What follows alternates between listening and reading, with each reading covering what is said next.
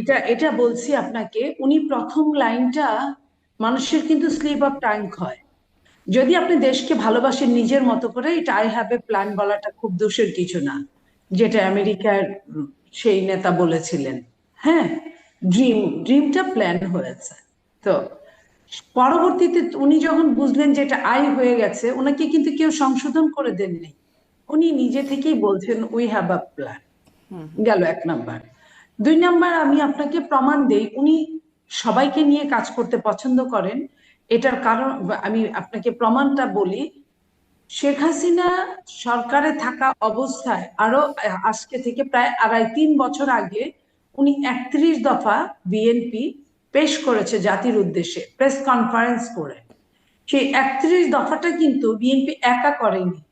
BNP নিজেরা করেছে, বিএনপির অনেক বুদ্ধিজীবী যারা আছে তাদের দিয়ে করিয়েছে, অন্যান্য জোটে যারা আছে বিএনপির সাথে তাদেরকে এই কপিগুলো দিয়েছে, দিয়ে এক একজন এক এক রকম তাদের আহ বুদ্ধি বিবেচনা দিয়ে তারপর একটা 31 দফা হয়েছে। তো এই যে এটা নামটা হয়েছে বিএনপির, কিন্তু বিএনপি কিন্তু অস্বীকার করে না, বিএনপি সবার সহযোগিতা নিয়ে 31 দফা করেছে। পরবর্তীতে সমস্ত বাংলাদেশে এই 31 দফাটা আপনার সেমিনার সিম্পোজিয়াম করে জনগণকে জানিয়েছে, লিফলেট করে এটা জনগণকে বলেছে বিএনপি এই ধরনের স্বপ্ন দেখে, এই স্বপ্ন বাস্তবায়ন করতে চায় যদি বিএনপি পাওয়ারে আসে, যদি রাষ্ট্র পরিচালনার ক্ষমতা তার হাতে থাকে। তো এই যে এটা থেকে প্রমাণ কি হয় না, তখন কিন্তু উনি ভার্চুয়ালি সবকিছু করতেন। তো ভার্চুয়ালি সবকিছু করতেন, সব দল জোটের সাথে বসতেন, নিজ দলের সাথে বসতেন, নিজ দলের বুদ্ধিজীবীদের সাথে বসতেন, এবং অন্য আমাদের দল সাপোর্ট করে না। আমি মনে করেন যে ডাক্তার জাহিদ এখানে আছে, ডাক্তার জাহিদ এক সময়, এখন করেন কিনা আমি জানি না, মান্না ভাইয়ের দলটা করতেন, পদ পদ করি না পদবি। এখন, হ্যাঁ একসময় একসময় করতাম, ঠিক আছে। হ্যাঁ সেই। তো তারপরেও আমার যদি ভুল না হয়, ডক্টর জাহিদও কিন্তু বিএনপির অনেক জায়গায় আমন্ত্রিত অতিথি হয়ে যান, অনেক রকম বুদ্ধি অ্যাপ্লাই করেন। তাকে মনে করা হয় যে ছেলেটা অন্য 10 জনের চেয়ে একটু ব্যতিক্রম বুঝে, সেই জন্য বিএনপি তাকে কিন্তু বিএনপি করার জন্য একবারও মনে হয় বলে নাই যে আপনি বিএনপিতে জয়েন করেন। শুধুমাত্র সিটি ব্যাংকে অ্যাকাউন্ট থাকলেই করতে পারবেন গুগল পে, তাই অ্যাকাউন্ট খুলুন আজই।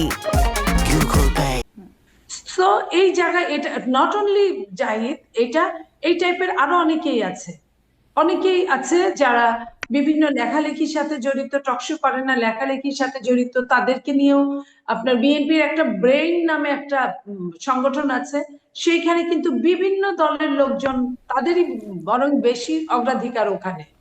তো আমি 2-1 দিন গিয়েছি, আমি তাদেরকেই দেখেছি। তো সেই জায়গায় আমি বলতে চাই যে তারেক রহমান সাহেব উনি অবশ্যই সবাইকে নিয়েই উই হ্যাভ এ প্ল্যানটা মজবুত করবেন, সাপ্লাই করবেন, এবং বাংলাদেশে এটা আপনার বাস্তবায়িত করবেন যদি উনি সুযোগ পান। আমার কাছে এটা মনে হয়েছে মোটা দাগে।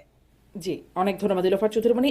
এই বিষয়ে আমি খুব ছোট্ট করে ডাক্তার জাহিদের কাছ থেকে শুনবো, তবে আপনাদের কাছে আরেকটা প্রশ্ন আমি করে রাখি, যেটি একদম শেষ প্রশ্ন হিসেবে আপনাদের কাছে জানতে চাইবো যে যেহেতু বছরের শেষ দিন, এই বছরটা কেমন গেল, গুরুত্বপূর্ণ বিষয়গুলো যদি আপনাদের কাছ থেকে ছোট ছোট করে জানার সুযোগ হয়।